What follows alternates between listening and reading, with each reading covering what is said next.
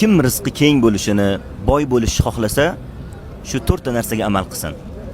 Imom Ibn Qayyim rahimahulloh Qur'on va sunnatdan istifoda qilib, kim boy bo'lishini, kim rizqi keng bo'lishini xohlasa, shu 4 ta narsaga amal qilsin deganlar. Birinchisi qiyomul layl o'qishlik, ya'ni tahajjud namozlarini o'qishlik, hech kimga ko'rsatmasdan Alloh taologa ibodat qilishlik. Ikkinchi amal sahar vaqti istig'for aytishlik. Alloh taolo sahar vaqti istig'for etuvchilarni maqtagan Qur'onda, "Val mustaghfirina bil ashar" degan. Uchinchi amal hech kimga ko'rsatmasdan sadaqalar qilishlik. Ko'p sadaqa qilishlik, hech kimga ko'rsatmasdan. To'rtinchi amal ertalabki va kechki zikrlarda bardavom bo'lishlik. Azkarus sabah val masa'da Rasululloh sallallohu alayhi vasallamdan kelgan o'sha tonggi va kechki zikrlarda doimiy bo'lishlik.